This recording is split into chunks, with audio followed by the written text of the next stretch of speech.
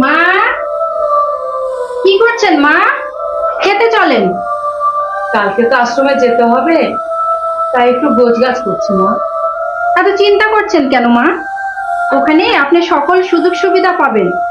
আর তাছাড়া আমরা প্রতি সপ্তাহে গিয়ে আপনাকে একবার করে দেখে আসবো। দেখে তো আসবে, মা যখন বৃদ্ধাশ্রমে থাকবে তখন তো তোমাদের যেতেই হবে। তুমি যাও মা, আমি আসছি। ঠিক আছে মা, আপনি আসেন। আচ্ছা।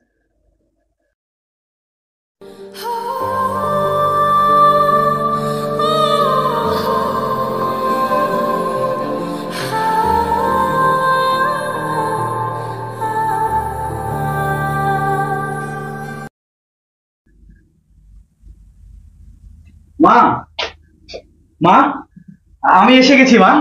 খোকা, তুই এসে গেছিস বাবা? হ্যাঁ মা। আমি জানতাম তুই না এসে পারবি না। আমার এই বিপদের দিনে আমি তোকে স্মরণ করছিলাম বাবা। বিপদ? কিসের বিপদ মা?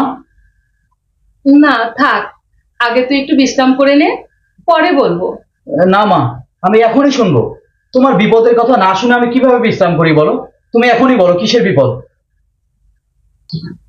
বাবা, মা, আগামীকাল ওরা আমাকে বৃদ্ধাশ্রমে পাঠাচ্ছে। বৃদ্ধাশ্রমে? বলো কি মা? আমরা সবাই বেঁচে থাকতে তোমাকে বৃদ্ধাশ্রমে পাঠাবে? কোথায় আরমান? কোথায় আরমান? আরমান! থাক বাবা, এখন থাক। অনেকদিন পরে এলে, আগে তোকে একটু আদর করে দিই। খোকা, খোকা, খোকা।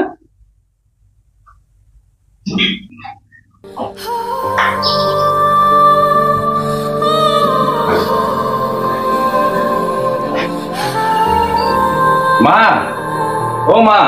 খোকা, হ্যাঁ মা। তুই এসেছিস বাবা? হ্যাঁ মা। আমি তোরই অপেক্ষা করছিলাম বাবা। আমি জানি মা, তুমি এতদিন ধরে আমারই অপেক্ষা করছো, তাই তো তোমাকে চমকে দেওয়ার জন্য আমি টেলিফোন না করেই চলে এসেছি।